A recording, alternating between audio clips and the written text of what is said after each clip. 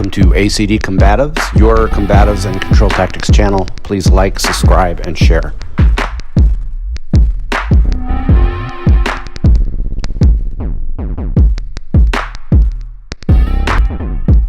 Hey guys, Coach Kurt here. So here's an interesting one, and I think a very important one to show. In my opinion, the police officers involved handled themselves exceptionally well.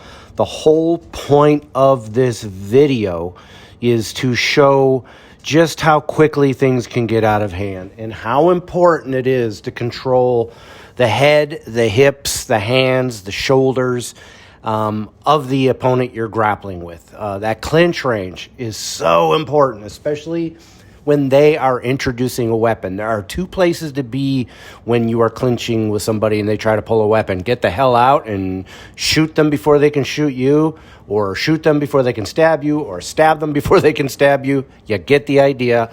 Or get in and control them. And by controlling them, you have to do it in a clinch range. And you have to be able to control the hands. Not necessarily hand on hand, although you will find in jiu-jitsu and judo and wrestling, hand fighting is super important. But if you are throwing somebody, they are instinctively wanting to control the fall, and they will reach out to defend the fall. Let's watch what happens here. This is at a high school. Two police officers are asking a guy to leave. He's being trespassed. Let's get straight to the point. They had probable cause to that he was trespassing and were legally able to do so. Let's see what happens from here. The principal is the police. You don't have jurisdiction over here. I do. The I'm principal actually has the not asked school. me to leave. Listen to me. If the principal has not asked me Listen to to leave, me. You're gonna end up. You're gonna end up. Go! Go! You're under arrest. Let go of You me. are under arrest. Let go of me. You are under arrest. Let go of me. Code 3 first. Get out of here.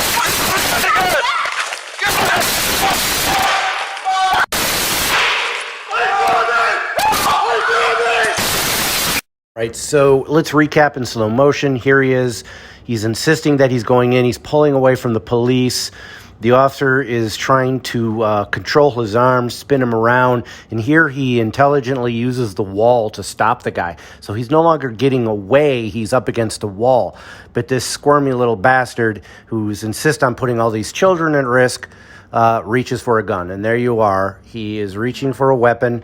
It is pretty plain to see that he's reaching for something. The officer has control of the individual's head, but this guy is very squirmy.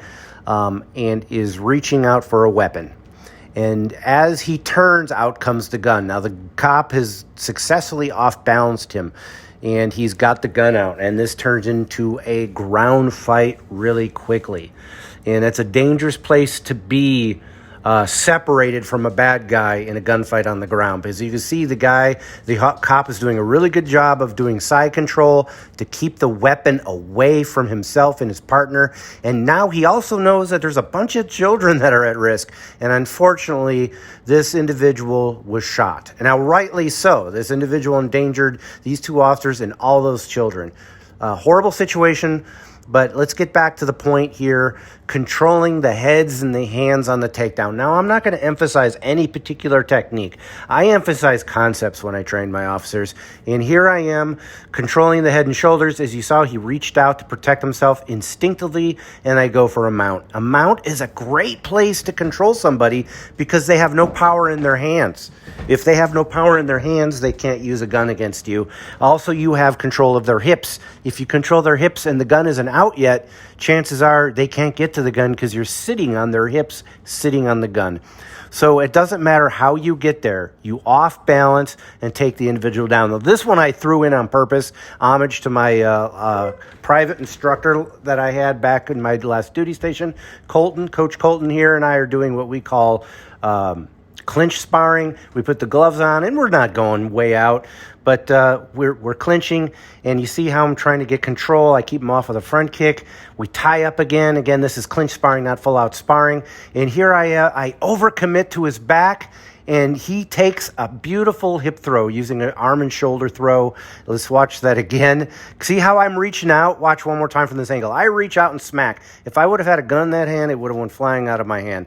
Either way, it would have been an intelligent way to control me and keep me from reaching for my gun. Guys, I hope you get the point of this video. Everybody take care and stay safe. Let's roll. Hey, let's be careful out.